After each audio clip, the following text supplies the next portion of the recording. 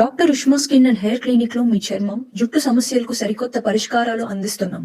మొటిమలు, చర్మ దురద, వయసు కారణంగా వచ్చే చర్మ సమస్యలు లేదా జుట్టు సమస్యలైనా మేము మీకు సరైన చికిత్సను అందిస్తాం. మా విజయవాడ మరియు మచిలీపట్నం బ్రాంచీల్లో మీకు సౌకర్యంగా సేవలు అందిస్తాం. నేడు అందరికీ నమస్తే అండి. కూటమి ప్రభుత్వం ఏర్పడి ఇప్పుడిప్పుడే 100 రోజులు పూర్తయింది. ఎమ్మెల్యేలుగా గెలిచి దాదాపుగా 120 రోజులు, అంటే 4 నెలలు కూడా అవ్వలేదు. కానీ అప్పుడే కొన్ని నియోజకవర్గాల్లో ఎమ్మెల్యేల మీద వ్యతిరేకత మొదలైంది. అయితే ఈ వ్యతిరేకత నిజము, కొన్ని చోట్ల నిజంగానే వ్యతిరేకత ఉంది, కొన్ని చోట్ల కల్పిత వ్యతిరేకత ఉంది, కొన్ని చోట్ల బలవంతంగా గ్రూపులు సృష్టిస్తున్నారు కొంతమంది. ఇలా పార్టీ వైఎస్ఆర్ కాంగ్రెస్ పార్టీ చాలా దారుణంగా ఒక రకంగా ఆ స్థాయికి పడిపోవడానికి కారణం ఆ పార్టీలో గ్రూపులు, అంతర్గత విభేదాలు, ఎమ్మెల్యేల మీద పెత్తనం చేయడానికి ఇతర వర్గాలు ప్రయత్నం చేయడం, అటువంటి కారణాలే. దాంతోపాటు ఆ పరిపాలన, విధానపరమైన నిర్ణయాలు, లోపాలు అవన్నీ దారితీసాయి. అవినీతి, అరాచకాలు, అడ్డగోలు నిర్ణయాలన్నీ దారితీసాయి. సో ఇప్పుడు తెలుగుదేశం పార్టీలో ఎమ్మెల్యేల్లో కొంతమంది మొదటిసారి ఎమ్మెల్యేలు అయిన వాళ్ళు ఉన్నారు, బాగా చదువుకున్న వాళ్ళు ఉన్నారు, విషయ పరిజ్ఞానం పుష్కలంగా ఉన్నవాళ్ళు చాలామంది ఉన్నారు. అయితే కొంతమంది రిజర్వ్డ్, కొంతమంది అన్రిజర్వ్డ్, అటువంటి వాళ్ళు ఉన్నారు. ఇప్పుడు కొలికిపూడి శ్రీనివాసరావు గారు ఎమ్మెల్యేగా గెలిచిన నియోజకవర్గం తిరువూరులో ఆల్రెడీ గొడవలు మొదలయ్యాయి. ఒక నెల రోజుల నుంచి ఆయన పట్ల కొంత టీడీపీ శ్రేణులు ఇంటర్నల్గా వ్యతిరేకం మొదలుపెట్టారు. ఈరోజు అన్నీ కూడా ఓపెన్ అయిపోయినాయి. ఈరోజు అన్ని పేపర్స్లో ఓపెన్గా వార్తలు వచ్చేసాయి. యాక్చువల్లీ అది బయటకు వచ్చిన వార్తలు వేరు, నియోజకవర్గంలో జరుగుతున్న వాస్తవం వేరు. ఓపెన్గా చెప్పుకోవాలంటే వచ్చిన వార్తలన్నీ వాస్తవం కాదు. అక్కడ టీడీపీ వల్ల ఆయనకు వ్యతిరేకంగా నిరసనలు, నినాదాలు చేస్తున్నారంటే ఆయన చేసిన కాంట్రవర్సీ, ఆయన కారణం ఉంది. సాధారణంగా ఏం జరుగుద్దంటే, నేను ఇందాకే ఒక వీడియోలో చెప్పా, రిజర్వ్డ్ నియోజకవర్గాల్లో ఆల్రెడీ అక్కడ వేళ్ళోనుకున్న నాయకత్వం ఒకటి ఉంటుంది, ఒక పెత్తనం కొంతమంది చేతుల్లో ఉంటుంది. మండల స్థాయిలోనో, గ్రామ స్థాయిలోనో, నియోజకవర్గ స్థాయిలోనో పెత్తనం అంతా వేరే వాళ్ళ చేతుల్లో ఉంటుంది. ఎమ్మెల్యేలు వచ్చినప్పుడు వాళ్ళ మీద వీళ్ళు పెత్తనం సాగాలని చూస్తుంటారు. అక్కడ తేడాలు వచ్చినప్పుడు ఇవన్నీ జరుగుతుంటాయి. యాక్చువల్లీ అక్కడ ఈ ఎమ్మెల్యే గారు ఒక సర్పంచ్కి వ్యతిరేకించారు, అది ఇదే అనే వార్త వచ్చింది. దాంతో ఇప్పుడు నియోజకవర్గం మొత్తం ఎమ్మెల్యే గారు వద్దు, ఎమ్మెల్యే గారు అవినీతి చేస్తున్నారు, ఇసుక మైనింగు మొత్తం ఆయన కుట్రలు చేస్తున్నాడు, కరప్షన్ చేస్తున్నాడు అని చెప్పి విపరీతంగా రచ్చకెక్కుతున్నారు. యాక్చువల్లీ అక్కడ జరుగుతున్న వాస్తవం వేరు. ఆయన కొన్నింటిని అడ్డుకుంటున్నాడు, అక్కడ జరుగుతున్న కొన్ని వాటిల్లో ఆయన అడ్డుకుంటున్నాడు, అది కొంత నిజం. అలాగే ఆయన కొన్నింటిలో తలదూరుస్తున్నాడు, అది కొంత నిజం. అంటే ఇక్కడ మిశ్రమంగా రెండు జరుగుతున్నాయి. సింపుల్గా చెప్పుకోవాలంటే వాళ్ళకి తేడాలు రావడానికి కారణం చాలా వ్యవహారాలు ఉన్నాయి. ఇప్పుడు కొన్ని నియోజకవర్గాల్లో ఈ విజయవాడ చుట్టుపక్కల, ఈ ఉమ్మడి కృష్ణా జిల్లాలోను, ఉమ్మడి పశ్చిమ గోదావరి జిల్లాలోనూ ప్యాకెట్లు ఎక్కువగా జరుగుతుంటాయి. అందులో టీడీపీ ఎమ్మెల్యేలు కూడా కొన్ని చోట్ల తలదూరుస్తారు, కొన్ని చోట్ల టీడీపీ గ్రౌండ్ లెవెల్ నాయకులు తలదూరుస్తారు. సో ఈ నియోజకవర్గంలో అదో పెద్ద వ్యవహారం ఉంది.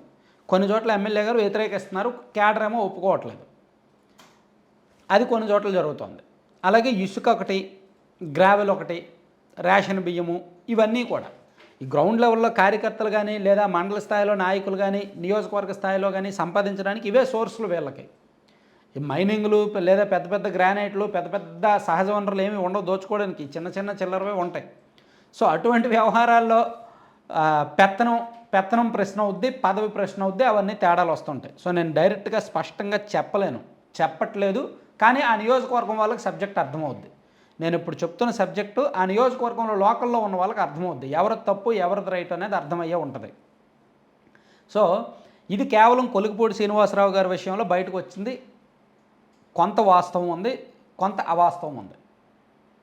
సో పూర్తిగా ఆయన కరప్షన్ చేశాడు లేదా తలదూర్చాడు అని చెప్పడానికి లేదు. ఆయనకు వ్యతిరేకంగా వీళ్ళందరూ వస్తున్న దానిలో వీళ్ళు సిన్సియర్, వీళ్ళు సీరియస్గా ఉన్నారు అనుకోవడానికి లేదనమాట. ఇద్దరిది తప్పు ఉంది, ఇద్దరిది రైట్ ఉంది. సరే, ఇది పక్కన పెట్టేస్తే ఈ వ్యవహారం ఈ ఒక్క నియోజకవర్గానికే పరిమితం అవ్వదు, ఈ ఒక్క నియోజకవర్గంతోనే ఆగిపోదు.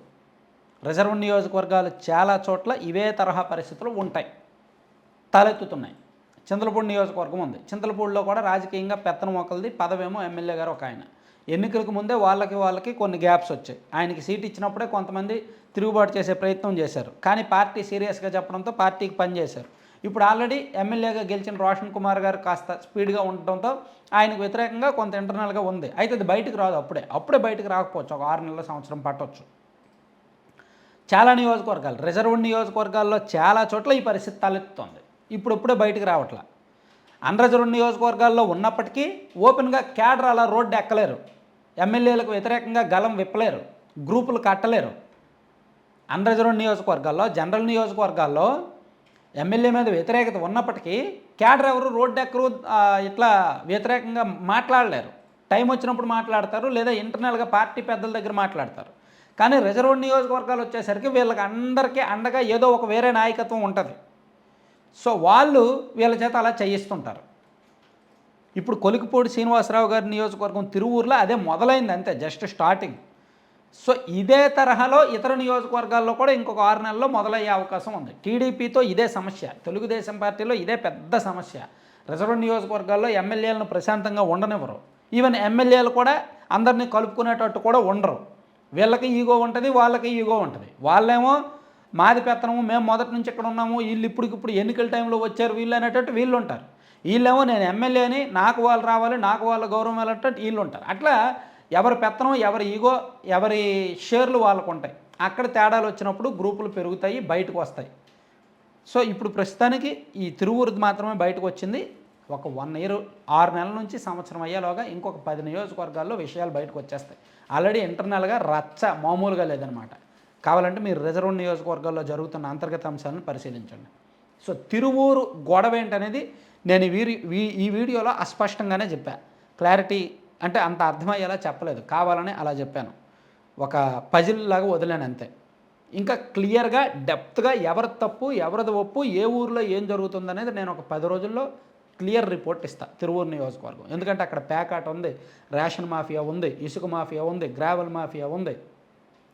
అందులో ఎమ్మెల్యే గారే తలదూర్చారని చెప్పుకోవడానికి లేదు ఆ నాయకులు సంపాదిస్తున్నారని చెప్పుకోవడానికి లేదు. ఒక చోట కొన్ని చోట్ల కొన్ని వ్యవహారాల్లో ఈయన తప్పు ఉంది, కొన్ని వ్యవహారాల్లో వాళ్ళ తప్పు ఉంది. అదంతా ఏంటనేది మనం ఉన్నట్టు ప్రజెంట్ చేద్దాం. Thank you.